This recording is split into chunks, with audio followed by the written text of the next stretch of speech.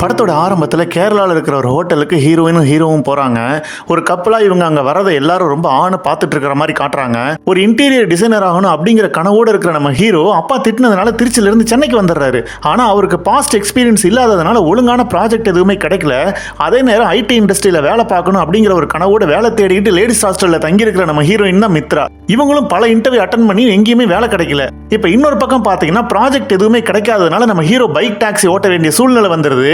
ஒரு நாள் ஹீரோயின் ஹீரோட பைக்கை புக் பண்றாங்க.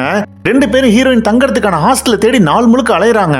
ஒரு கட்டத்தில் 10,000 ரூபாய் கொடுத்தா கூட பரவாயில்ல, நான் இன்னைக்கு ஹாஸ்டலை கண்டுபிடிச்சே ஆகணும்னு ஹீரோயின் சொல்ல, உடனே ஹீரோ அவங்க கிட்ட அப்ப என் வீட்டில் தங்குங்க, நான் எப்பவுமே மொட்டை மாடியில தான் தூங்குவேன், உங்களுக்கு எந்த டிஸ்டர்பன்ஸும் வராது அப்படின்னு சொல்றான். முதல்ல ஹீரோயின் அதுக்கு ஒத்துக்கவே இல்லை. அப்புறம் வேற வழி இல்லாம ஒத்துக்கிறாங்க. ஒரு பக்கம் ஹீரோயின் இன்டர்வியூக்கு போக, இன்னொரு பக்கம் நம்ம ஹீரோ ப்ராஜெக்ட் தேடி அலைஞ்சிட்டு இருக்கான். ஒரு கட்டத்தில் ஹீரோயின் ஹீரோவுக்கு ஹெல்ப் பண்ண ட்ரை பண்றாங்க. அது மூலமா ஹீரோக்கு ஒரு சின்ன ப்ராஜெக்ட் கிடைக்குது.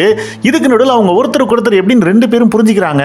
அந்த புரிதல் காதலா மாறுது. ஒரு கட்டத்தில் ரெண்டு பேருமே லிவிங் டுகெதர் இருக்க ஆரம்பிக்கிறாங்க. நம்ம ஹீரோவுக்கு அந்த முதல் ப்ராஜெக்ட் மூலமா இன்னொரு ப்ராஜெக்டும் கிடைக்குது. ஆனா இன்னும் நம்ம ஹீரோயினுக்கு வேலை கிடைக்கவே இல்லை. என்னதான் சேர்ந்து அண்டர்ஸ்டாண்டிங்கா இருந்தாலும் ஒரு சூழ்நிலையில ரெண்டு பேத்துக்குள்ள சண்டை வந்துடுது. அதனால ஒரு சின்ன கேப்பும் ஃபார்ம் ஆயிடுது. ஒரு நாள் ரெண்டு பேர் வீட்டுல இருந்து சென்னைக்கு வரேன்னு சொல்றாங்க. இப்ப ரெண்டு பேரும் ஒரே வீட்டுல இருக்கிறதுனால ஹீரோயின் வேற வழி இல்லாம தன்னோட ஃப்ரெண்டு வீட்டுக்கு போறாங்க. அவங்க அப்பா அம்மா அங்க வந்துட்டு போனா ஹீரோ அங்க போறான். ஆனா ஹீரோயினோட அப்பா அம்மா பஸ் கிடைக்காம திரும்பி வர ஹீரோ அவங்க கிட்ட செம்மையா மாட்டிக்கிறான். உடனே ரெண்டு ஃபேமிலி மீட் பண்ணி பேசுறாங்க. ஹீரோவோட ஃபேமிலி ஹீரோயினுக்கு ஓகே சொல்லிடுறாங்க. ஆனா ஹீரோயினோட அப்பா செம்ம கோவத்துல ஹீரோட மொத்த ஃபேமிலியும் திட்டிட்டு போயிடுறாரு.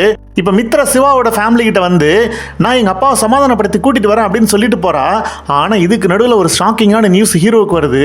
அது என்னன்னா ஹீரோயின் டக்குன்னு மயக்கமாய் விழுந்ததுனால ஹாஸ்பிட்டல் அட்மிட் பண்ணிருக்காங்க அப்படிங்கிறது தான். ஹீரோ உடனே அங்க போறான்.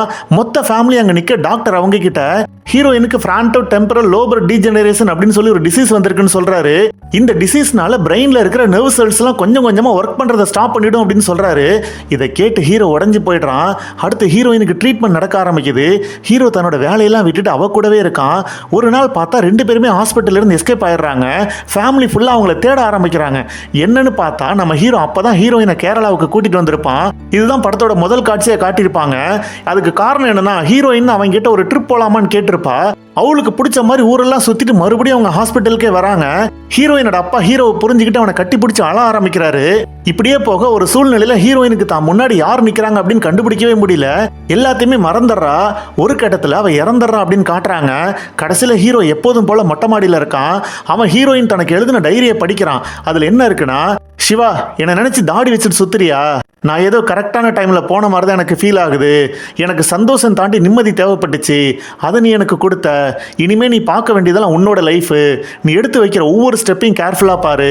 எனக்கு எப்பயுமே உன்னோட ஹாப்பினஸ் தான் முக்கியம் அப்படின்னு எழுதியிருக்கா. அதை ஹீரோ படிக்கிற மாதிரி இந்த படத்தை ரொம்ப எமோஷனலா முடிச்சிடறாங்க.